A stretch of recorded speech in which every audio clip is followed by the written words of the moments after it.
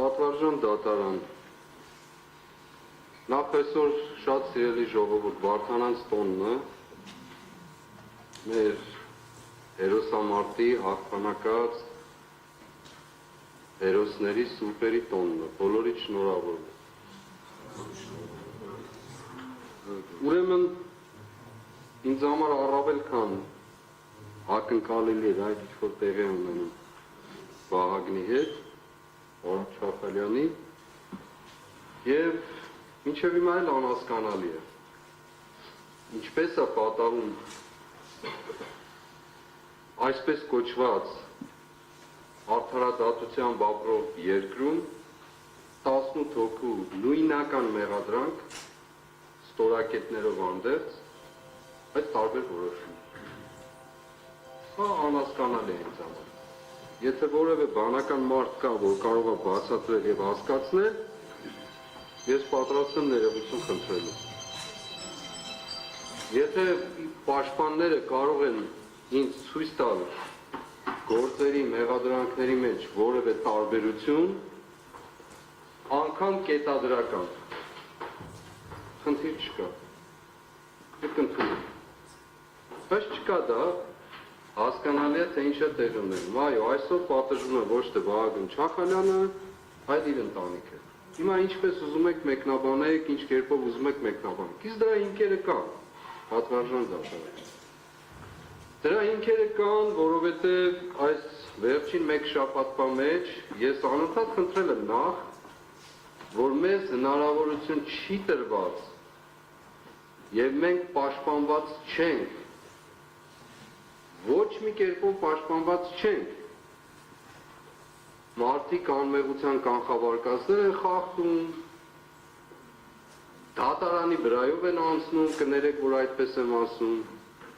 դատական գործընթացի մեջ գտնվող գործի վերաբերյալ ուղղակի ուղղորդում, քիչ հետո կկարդամ, հրահանգավորում,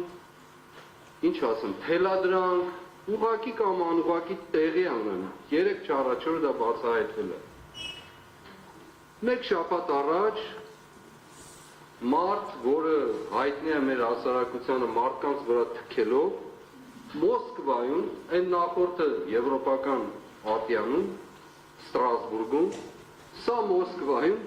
խոսում է այս դատական ընթացքի մասին, ասելով, որ նիստի մասն է, գործի մասին, գործի մասն է, ասելով, որ այս մարդիկ մեղադրվում են ոզնիներ գործածելու եւ այլն, Իժի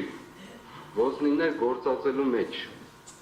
Մարդ, որը հայտնի հասարակության իր վարկով մարդկանց վրա թքելու պատճառով, միայն ուրիշ արժանիք չկա այնտեղ, ոչ էլ կենսագրություն։ Երկրորդ, պատվարժան դատարան, սա ոչ մի արձագանք, ոչ մարդու իրավունքների պաշտպան,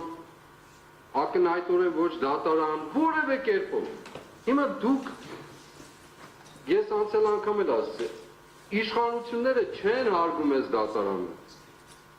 չեն հարգում։ Այն օրինակը հարցը, երբ ես տվեցի Իգոր Սարգսյանի եւ Կարո Օկոմուշյանին չբերելու դատարան, ես պատահական չտվեցի պատահական, որովհետև այն ինչ որ տեղի ունենում մեր երկրում, դրա տրամաբանական շարունակությունը արտահայտվում է դատարանի նկատմամբ, ոչ թե դատարանի նկատմամբ։